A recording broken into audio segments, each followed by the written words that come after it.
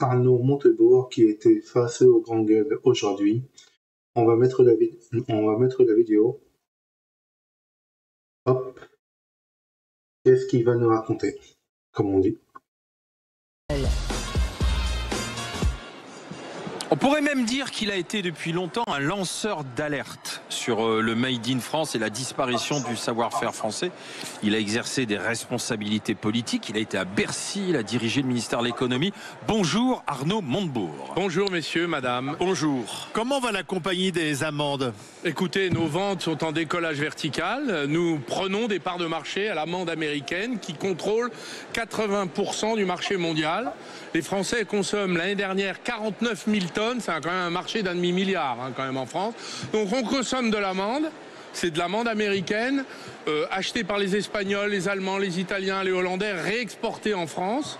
Nous avons décidé de replanter en France, recréer de la richesse en France et reprendre des parts de marché aux Américains. Et nous le faisons dans une stratégie collective de filière. Donc là, on est en train de monter notre usine de casse. D'ailleurs, elle a commencé à travailler ce matin pour casser les 250 premières tonnes d'amandes. Et nous sommes maintenant en vente chez Carrefour, Grand Frais, et on peut être compétitif et les grands pâtissiers, les grands chocolatiers. Il y en a un certain nombre, dont la durée et beaucoup. Et on peut être compétitif par rapport aux Américains? On peut l'être. Pourquoi? Parce que notre amande, elle a du goût. Elle a moins de rendement parce que nous, on économise, on est un peu, comment dire, respectueux de la biodiversité. On respecte l'eau, on évite les excès des Américains qui, eux, plantent avec des intrants chimiques des arbres dans le désert à 50 degrés au mois de juin, juillet, et qui fabriquent du papier mâché, du carton-pâte à manger. Est-ce qu'on est compétitif financièrement parlant? Financièrement, tout le monde la veut parce qu'il n'y en a pas. Donc pour l'instant, oui, nous avons du mal à subvenir à la demande. Et sur la compétitivité, on est au même niveau finalement que les Espagnols à peu près, et même les Marocains. Pourquoi? Parce que là où il n'y a plus d'eau, il y a encore moins de rendement. Nous, on a encore de l'eau en France. Et pourquoi? Parce que Louis XIV et le général de Gaulle ont fabriqué tout le système d'irrigation sur lequel l'agriculture du sud de la France peut être prospère. Donc je peux vous dire, nous avons reçu 7500 hectares de déclarations de candidature d'agriculteurs du midi de la France pour venir travailler avec nous. On n'a pas pu tous les accueillir. Donc c'est des partenariats d'agriculteurs, quoi, en fait. Nous sommes associés avec eux. Voilà. C'est-à-dire qu'en fait, on monte une boîte pour planter l'arbre, le faire grandir, le tailler, l'élever et le faire fructifier sur la terre de l'agriculteur, chez l'agriculteur, mais sous son contrôle à lui, c'est lui le patron. Mais nous, on finance, on le dérisque financièrement, on le dérisque économiquement, on le dérisque techniquement et commercialement. Il s'y retrouve, l'agriculteur, il gagne sa vie. Si vous voulez, oui, c'est le deal. L'idée, c'est que l'agriculteur... Écoutez, moi, au début, il y a 5 ans, quand on a monté la compagnie des amendes, on avait juste des documents, ce qu'on dit des diapositives, en français moderne, des slides. Et donc, on est allé voir les agriculteurs, ils nous ont dit, mais monsieur Montebourg, la mariée est trop belle, il y a un loup, pourquoi? Nous avait dit ça. Parce qu'on a dit, quand on monte une start-up dans la tech, on paye les gens avant même qu'on ait du chiffre d'affaires. Vous acceptez de travailler gratuitement avant la récolte. Or, la récolte, c'est au bout de 5 ans. Donc, pendant 5 ans, si moi, je vais voir des agriculteurs, je leur dis, vous travaillez gratuitement pendant 5 ans, puis on verra après. Non. Donc, on a décidé de payer les agriculteurs pour leur travail pendant toute la période d'élevage de l'arbre. Et c'est la raison pour laquelle cette compagnie est devenue dans le Midi. Alors, elle est très appréciée de tout le monde, les élus, les chambres, les agriculteurs. Nous avons dans notre capitale la première coopérative du sud de la France, Artéris, 1 milliard de chiffre d'affaires, 25 000 agriculteurs. Donc moi, j'ai dit souvent, je suis associé à 25 000 agriculteurs du midi de la France. Pourquoi?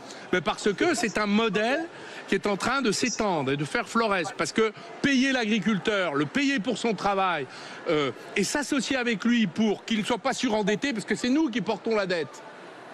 Parce qu'on est sur notre coup, et ça marche. À vous écouter. Donc on va faire 1,2 million de chiffre d'affaires cette année. À vous écouter. Qu'est-ce qu'il y a? J'ai l'impression que vous éclatez plus en faisant cela qu'en politique. C'est concret, ça. Écoutez, c'est la politique, c'est difficile. À quand la pistache? La pistache, c'est un trop petit marché encore, mais je veux saluer mon ami Damat qui plante des pistachiers. Mais c'est long, la pistache. C'est un plus petit marché que l'amande. Mais alors, la question politique, la politique, c'est quoi? C'est destructif et conflictuel. Voilà. L'entreprise, c'est constructif et rassembleur. Je préfère. Attendez, c'est beaucoup plus agréable. Qu'est-ce qu'il y a, M. Cordebord? Je reviens sur l'amende, là. Il y a un truc qui me perturbe. Vous avez parlé qu'il n'y avait pas de problème par rapport au réchauffement climatique avec l'eau. Pourtant, en Provence aujourd'hui, je vis en Provence, je vis dans le pays de l'amande, c'est très compliqué quand même la sécheresse. Non, mais je vais vous dire, on met moins d'eau sur un amandier que sur un pêcher, un abricotier, un pommier. Ouais. Pourquoi? Parce que c'est du fruit sec, c'est pas du fruit frais. Donc évidemment, il y a moins d'eau. Donc on a une méthodologie d'économie de l'eau. D'ailleurs, on travaille avec des Israéliens qui nous font le compte-gouttes. Je peux vous dire, c'est les meilleurs du monde. Hein. Alors, à vous écouter, vous êtes toujours aussi motivé pour défendre le Made in France. En ce moment, il y a un grand débat autour de Chine, hein, ce géant asiatique. Est-ce qu'on a raison de lancer cette bataille et d'essayer d'imposer à Chine que ce géant asiatique respecte un peu plus nos normes, nos règlements, avec cette menace de suspension? Mais qu'est-ce que font les Chinois quand on veut importer chez eux? Ils nous imposent leurs lois. Ben, qu'est-ce que doivent faire les Chinois quand ils viennent chez nous? On leur impose nos lois.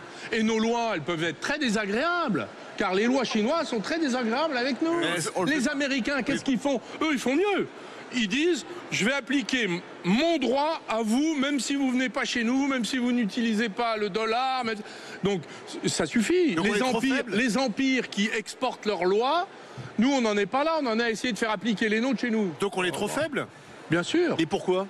Parce qu'on est... Vous savez, il y avait un théoricien du Parti républicain américain, bien avant Trump, il y a 25 ans, il s'appelait Kagan. Il avait dit, nous sommes gouvernés, les Américains, par Mars, le dieu de la guerre. Mais alors, les Européens, ils sont gouvernés par Vénus, la déesse de l'amour. Nous, on aime tout le monde, mais on se fait prendre, j'ose dire. Excusez-moi, vous avez quand même été à la tête de l'État. À la tête, non. J'aurais bien voulu, je veux dire. Dans les équipes, je veux dire. Et pourquoi vous l'avez pas fait, quoi? C'est toujours pareil, on vous entend parler après, mais quand vous y êtes... Faut reconnaître à Arnaud Montebourg que là-dessus... M. Cordebord, il a un petit problème de mémoire. Je vais vous envoyer, j'ai fait un livre qui s'appelle L'engagement. Je raconte mon engagement comme ministre de l'économie et de l'industrie. Et j'ai raconté comment... D'abord, j'étais pas tout seul, vous avez un chef. Président, vous avez un sous-chef, le Premier ministre, vous avez des collègues, vous avez l'administration, vous avez l'opinion, les réseaux sociaux, On fait et j'ai fait.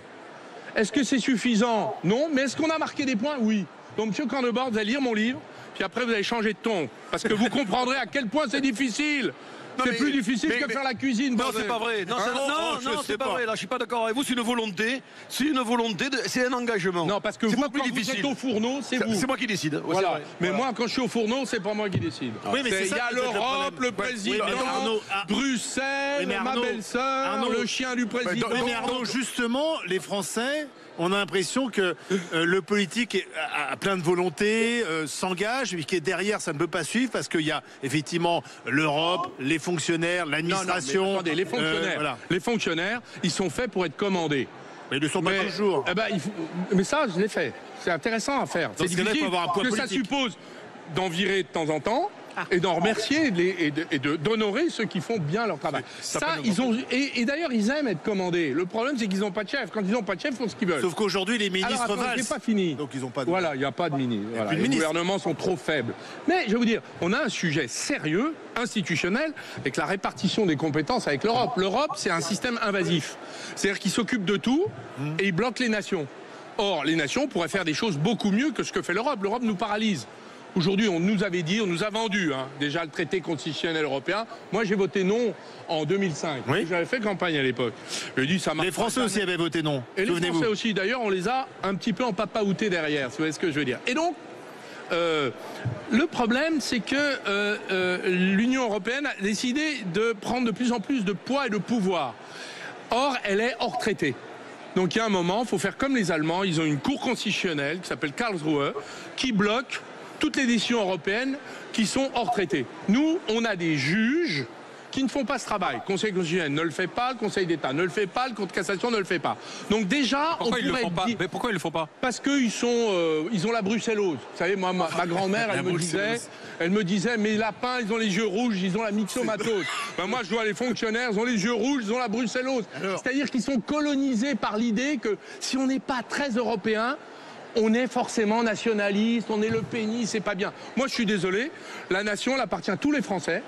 Et donc, la question du poids que nous pouvons exercer dans l'action publique, comme France, comme nation France, doit être renforcée. Mais alors, vous étiez avec nous l'année dernière, vous aviez... À Lyon. Et ici même, au Salon du Made in France, vous aviez France, concédé avec beaucoup de classe que vous n'étiez plus socialiste. Mais cette année, il faut le dire franchement, et on vous en remercie, vous êtes devenu réac. Alors lui, franchement, on va l'enfermer, ce coup-là. C'est qui ce gars-là, quand même? Vous l'invitez à chaque fois avec moi. Mais oui. Mais lui, il fait que de la politique. Moi, pas du tout. Pas du tout, c'est Les fini pour moi. députés sont les ennemis des riches. Vous êtes devenu l'ami des ruches. Bon, vous avez tout préparé vos Et Arnaud trucs. Montebourg, justement le spectacle politique, la difficulté, ce qui se passe à l'Assemblée, on n'arrive pas à faire voter un budget, est-ce que ça vous donne envie d'y retourner pour essayer de trouver des solutions, ou au contraire vous dites j'ai bien fait de partir?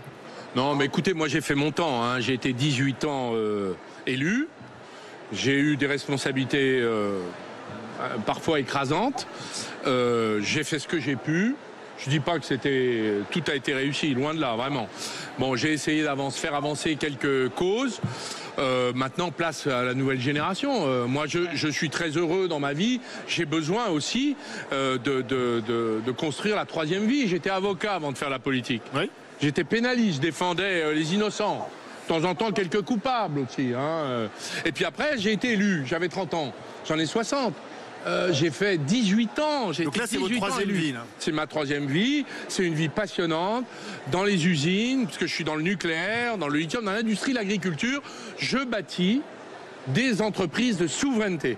Dans l'agriculture, dans l'industrie, dans les matières premières. C'est c'est ce que je peux faire.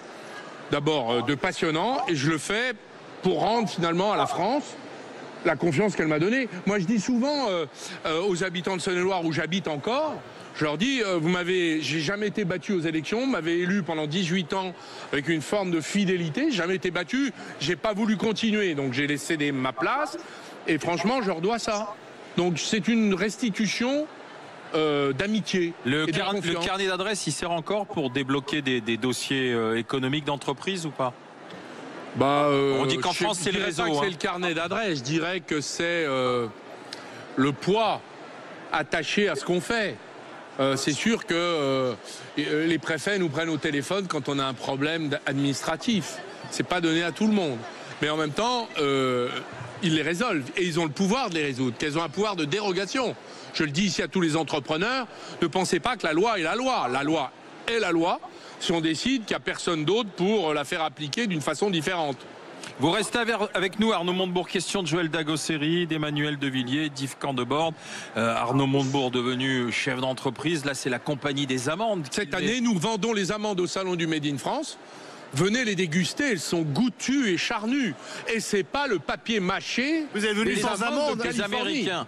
Allez, à tout de suite en direct du Salon du Made in France avec Arnaud Montebourg. RMC.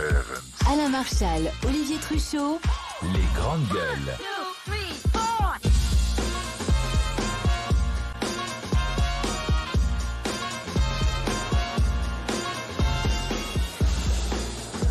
Les GG, les grandes gueules sur RMC, RMC Story et les GG, nous sommes en direct du Salon Made in France ici à la porte de Versailles. On a posé nos micros avec le restaurateur Yves Candebord, avec Emmanuel Devilliers, le chef d'entreprise, Joël Dagosseri, la coach de vie, notre invité Arnaud Montebourg. Arnaud Montebourg, vous avez suivi sa reconversion, c'est quand même un personnage public, mais s'il est plus discret aujourd'hui. Il y a eu Bleu Blanc Ruche. Ça, c'était le miel. Maintenant, c'est la compagnie des amandes. On a bien compris que c'est avec les agriculteurs. C'est pour mettre en avant les amandes françaises face à la concurrence et battre les américaine. Juste avant qu'on prenne la discussion avec nous, permettez qu'on parle du petit cul de Joël. Oui. Elle va vous expliquer pourquoi. Écoutez, j'ai eu un petit cadeau. C'est un petit cul. Ça s'appelle Petit Cul, c'est la marque Petit Cul. Et en fait, ça sert à se mettre ça sous les fesses quand vous partez en randonnée, au ski, pour moi, à la plage ou en pique-nique. Et c'est vachement pratique, vous voyez. Bon, moi, j'ai choisi le fuchsia parce que je suis fifille, mais ça s'appelle Petit Cul. Voilà. Petit cube, petit coussin. Et pas besoin d'eau, fabriqué par des fabrication française. Emmanuel, c'est un peu discriminatoire, mais bon. Oui, il y a pas pour. Peut-être qu'il y en a des plus larges. Tu devrais demander. Alors Joël, avec Arnaud Montebourg. Petite question à Monsieur Montebourg que vraiment. Alors Monsieur Montebourg, je savais pas que j'allais vous dire ça un jour, mais je vous admire parce que quand je regarde la classe politique aujourd'hui, j'ai l'impression que vous parlez de vraies choses et je me demande si vous pourriez pas faire des sortes de masterclass pour la reconversion, parce qu'aujourd'hui, en fait, moi, je crève et je trouve qu'on crève d'hommes politiques qui ne savent pas ce que c'est. Moi, je suis une petite entrepreneur, qui ne savent pas ce que c'est un chiffre d'affaires, un coût de production, de la rentabilité, ce que ça fait de monter de ses propres mains quelque chose, une entreprise. Et quand je vous entends parler, je me dis, mais vous avez réussi à avoir 3 vies. Et là, moi, j'ai des politiques qui ne font que ça, qui n'ont qu'une vie. Qui n'ont qu'une vie, mais j'ai envie de dire pas de vie. Donc là, je suis à 2 doigts de vous demander qu'est-ce que vous pouvez faire pour eux, comment vous pouvez les aider, en fait, à faire quelque chose de leurs 10 doigts. Je ne sais pas quoi vous répondre, hein, franchement. Bon, vous exagérez un peu. Il y a quand même, tout le monde n'est pas à jeter. Il y a quand même des capacités, des aptitudes, des savoir-faire. Quand vous voyez par exemple François Hollande qui redevient député, est-ce que Joker. En fait, il y a des gens qui sont capables, mais la mécanique du débat politique vous tire vers des fondamentaux qui ne sont pas ceux de la vraie vie. Donc tout le problème, c'est de maintenir un niveau de discours qui soit concret, pratique et qui parle aux Français. Donc en ce moment, la situation est quand même très difficile parce qu'ils sont entre eux sur des négociations qui d'ailleurs n'en sont pas vraiment, c'est surtout des bagarres. C'est-à-dire qu'il y a eu cette histoire de Front républicain où finalement tous les partis politiques ont dit, vous allez voter, ont demandé à leurs électeurs de voter contre leur conscience pour empêcher un autre parti d'arriver au pouvoir. C'est factuel ce que je dis. Il n'y a pas de jugement de ma part. Et donc, les gens de droite ont voté pour les gens de gauche, les gens de gauche les gens de droite. Puis après, quand ils sont arrivés à l'Assemblée nationale, eux n'ont pas voté contre leur conscience. Alors que les Français l'avaient fait en les mandatant. Et donc, ils se sont mis à reprendre leurs marqueurs, leurs obsessions. Et donc, tout ça a explosé. Donc, c'est pour ça qu'il n'y a pas de gouvernement. Et on en sort comment, et qu'il n'y a pas de majorité possible, qu'il n'y a pas de compromis. Parce qu'on a un niveau de discours politique qui s'est appauvri et qui manque de rejoindre par la hauteur de vue l'intérêt national. Mais est-ce que vous êtes optimiste sur la sortie de crise ou au contraire, vous dites malheureusement on est dans une situation qui va rester bloquée pendant un certain temps? Je vois pas comment on pourrait éviter de retourner aux élections. C'est les électeurs. S'il y avait le général de Gaulle ou même François Mitterrand, pour moi je les mets à peu près, c'est les deux monstres sacrés de la Ve République, ils seraient retournés devant les électeurs pour régler le problème. Pas le laisser s'envenimer. Et les électeurs, c'est le patron, c'est qui? C'est qui le patron, monsieur Candé? C'est moi. Non, c'est pas vous. Oui, mais c'est tout le monde. D'accord, mais attendez, parce que là, je m'adresse au chef d'entreprise, à celui qui court le client, qui essaie d'avoir, vous l'avez dit vous-même, un chiffre d'affaires, un résultat net. Quand vous voyez qu'il y a 34 milliards d'euros d'impôts supplémentaires qui sont votés, je sais pas, comment vous réagissez? Vous dites, on peut pas faire autrement, les bras m'en tombent, comment vous réagissez, monsieur Montebourg? Écoutez, ça fait des années, on a un système de protection sociale de pays riches, mais une activité économique de pays pauvres. C'est ça. Donc on ne finance pas, par notre activité, notre train de vie en quelque sorte. C'est pour ça qu'on s'endette. Donc qu'est-ce qu'on a toujours fait? On a décidé d'aller chercher les recettes pour compenser le déficit. Ce qui ne règle rien puisqu'on appauvrit ceux qui sont capables de faire de la recette pour améliorer l'équilibre. Donc moi, je ne suis pas un obsédé du déficit des finances publiques. Je suis au contraire un obsédé de l'autre déficit dont on ne parle que trop peu, qui est le déficit du commerce, du déficit commercial qui fait que nous sommes la lanterne rouge de l'Union européenne. On fait moins bien même que la Grèce maintenant. Pourquoi? Nous avons 100 milliards de déficit, c'est-à-dire qu'en fait, on achète tout ce qu'on consomme, on ne le produit pas, donc conséquence, on s'appauvrit. Puisqu'on fait un chèque aux Chinois 30 milliards par an, aux Allemands 30 milliards, enfin à peu près, grosso modo. Et donc, c'est de l'argent qui part, au lieu qu'il reste en France, produise de la richesse, augmente la base de la taxation sans qu'on ait augmenté les impôts. Vous comprenez, c'est ça. Donc comme on ne parle jamais de ça, en fait le vrai sujet c'est qu'il faut rééquilibrer la balance commerciale. Et avec ça, vous allez régler vos problèmes de finances publiques. Mais personne n'en parle. Les Allemands sont en excédent de 200 milliards. Oui. Nous, on est en déficit de 100 milliards. Les Italiens sont en excédent de 60 milliards. Les Belges, les Hollandais, les Espagnols, ils sont tous en excédent. Nous, on a un déficit. Donc, en fait, on leur donne notre argent. Donc, on s'appauvrit. On ne peut pas remonter la pente avec des impôts. On ne le peut qu'avec l'augmentation de l'activité économique. D'ailleurs, il y a un signe qui ne trompe pas. Nous avons quand vous prenez la population en âge de travailler, population active, en France, 68% des Français sont au travail. En Allemagne, 76%. Donc, il n'y a pas assez d'activité. Donc, qu'est-ce qu'il faut faire? Il faut créer des boîtes. Il faut monter des modèles nouveaux, compétitifs. Et puis, il faut se remettre à produire en France. Vive le Made in France et son salon, venez tous.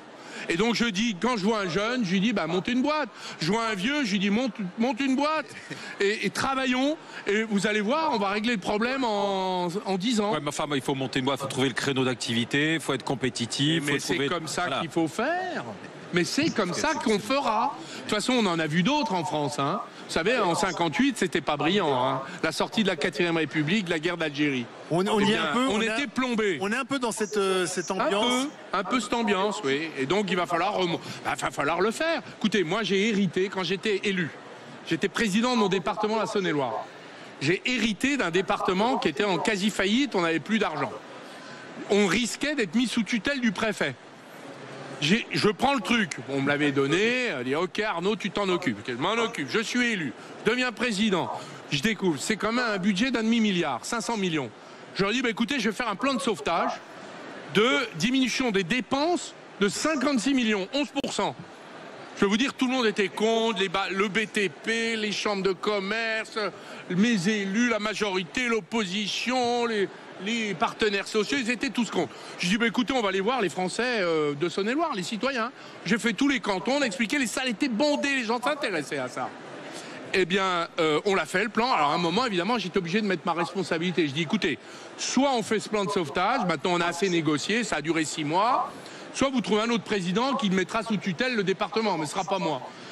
Et les gars, ils ont voté. On a fait le plan de sauvetage, on a gagné les élections. Ils me disaient, mais on va se faire étriller, les Français vont nous taper dessus. On a gagné les élections à gauche. Car vous vous souvenez, j'étais de gauche. Alors, il n'y a que la valeur qui compte dans la vie, la valeur personnelle. Vous avez du talent, vous le démontrez encore ce matin avec cette flamboyance. Vous étiez socialiste, mais tout est pardonné. Mais Monsieur de Villiers, lui, ne parle que par slogan. Toujours. Il ne fait pas de phrase de plus de 2 secondes. Non, vous avez remarqué. Mais sauf qu'aujourd'hui, on n'entend pas ce langage de vérité à l'Assemblée nationale. Enfin, ce langage de vérité, si, des économistes. Écoutez, je vais vous dire un truc. J'ai un message personnel à passer sur votre antenne. Allez-y. En Saône-et-Loire, quand j'étais le président, j'avais un directeur général des services. Il s'appelait Boris Vallaud. Il est devenu député des Landes et il est maintenant le directeur général du groupe, enfin le président du groupe. Je lui demande d'avoir la même attitude qu'il a eue en Saône-et-Loire avec moi, c'est un brillant, c'est sous-préfet brillant. De lui demander d'avoir la même attitude qu'il a eue en Saône-et-Loire, qu'il ait la même pour la France. Et on va réussir. Ensemble, la gauche, la droite, les bleus, les rouges, les verts, voilà, faut tambouiller les couleurs.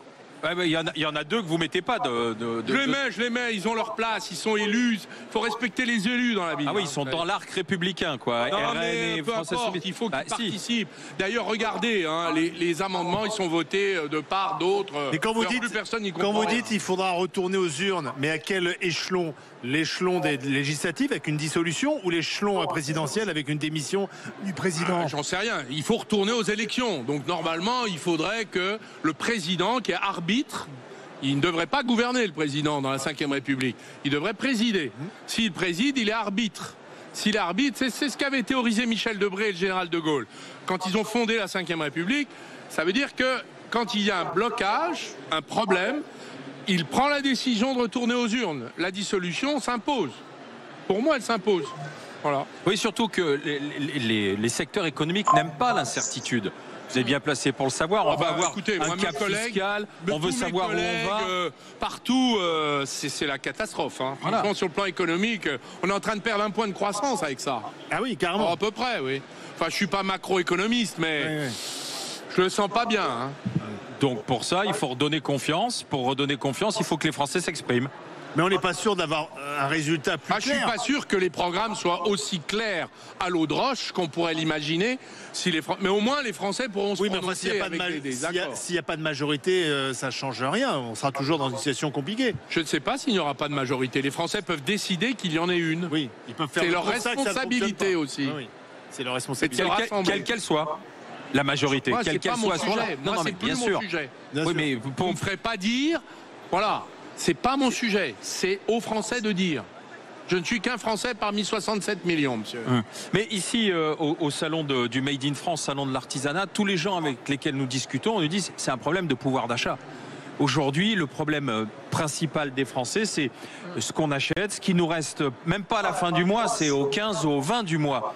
Donc ce pouvoir d'achat, on le retrouve comment? En travaillant plus ou en augmentant les salaires comme on l'entend aujourd'hui dans le discours politique? Il y a des secteurs où on peut augmenter les salaires, ceux qui sont prospères, et des secteurs où on ne peut pas. Donc il faut différencier les choses. Donc c'est la négociation. Maintenant, je vais vous dire une chose, le pays va continuer à s'appauvrir si on ne retrouve pas un bon niveau d'activité. Parce qu'il faut payer. Oui. Tout ce qu'on a, toutes nos dépenses. Donc on va se faire, c'est que le début des ennuis. C'est que le début des ennuis. Il faut avoir le courage de le dire. C'est la vérité. Mais qui doit le dire, ça? Le président, le Premier ministre, c'est leur boulot. Ils sont un peu dans le déni, non? Moi, voilà, je m'arrête là. Oui, oui. Ça, Non, mais c'est bien sûr, votre bien sûr, bien sûr, bien business, sûr. faire de la popole, moi, c'est pas le mien. C'est plus votre problème. On vous reverra pas en 2027. Et alors, Bien sûr que non. Non, parce que ça... J'ai tourné la page, je suis maintenant engagé dans mes entreprises et ça me passionne, je suis heureux, comme vous le voyez, monsieur Candebord. J'ai envie de déguster un bon plat de chez vous, monsieur Candebord. il cuisine plus, il a tout vendu. Il faut quand même reconnaître que je vous trouve beaucoup plus joyeux et alerte que quand vous étiez dans le monde politique. Ça me fait plaisir, ça me fait plaisir. Comme si vous étiez libéré. Oui, totalement. Voilà. Non, mais des jeux politiciens, des... C'est ça qui est terrible. Pourquoi nos hommes politiques ne peuvent pas être Mais naturels? parce que vous n'êtes pas seul. Vous êtes seul dans votre cuisine, moi je suis seul dans mes vergers. Donc il n'y a pas de solution. Non, faut composer. Il y a monsieur machin, madame Bidule. Juste voilà. une dernière question qui revient régulièrement à travers toutes nos sorties, c'est le millefeuille administratif. L'administration qui tue aussi la France et qui l'empêche d'avancer.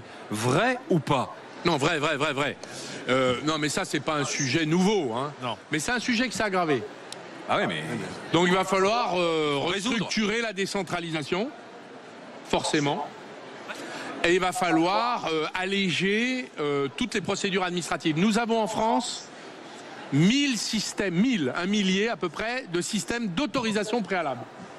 Quand vous faites quelque chose, il faut demander l'autorisation à monsieur machin, la DREAL, le truc, le bidule, la DI machin, la DRIR, la DRAC, le truc. Bon, c'est le bazar. En tant que patron de PME, je peux vous dire que c'est vrai. C'est vrai. 1000. C'est l'enfer. Moi, je dis, à part les permis de construire et les problèmes de sécurité sur les sites chimiques, où là, c'est de l'autorisation, le reste, il faut le passer en déclaration préalable. Vous savez, il y a des maires qui vous disent, quand je curme les fossés de mon village, je suis obligé de demander l'autorisation à la police de l'eau, et si elle ne m'a pas répondu et que je le fais quand même, c'est du pénal. Pas possible. Donc, si vous voulez, on est obligé maintenant de faire confiance à la société et de faire confiance aux acteurs, même si on fait des lois pour ceux qui fraudent. Mais ça, c'est très peu. Mais tous les autres, ils respectent les lois. Donc, il faut penser différemment l'action publique, vous voyez ? Merci. Et on peut le faire. Hein. Merci Arnaud Montebourg, la compagnie des amandes, si vous voulez. Et le miel bleu-blanc russe. Et le miel bleu-blanc russe, bien sûr, qui est toujours la bonne continuation à vous. Merci à vous. Et vive l'amande française. Et s'il vous plaît, défendez encore mieux la France. Hein. Merci Arnaud Montebourg. Dites-moi dans les commentaires si vous avez apprécié la vidéo. Abonnez-moi à ma chaîne YouTube, Twitch, TikTok et Instagram. Et moi, je vous dis à la prochaine.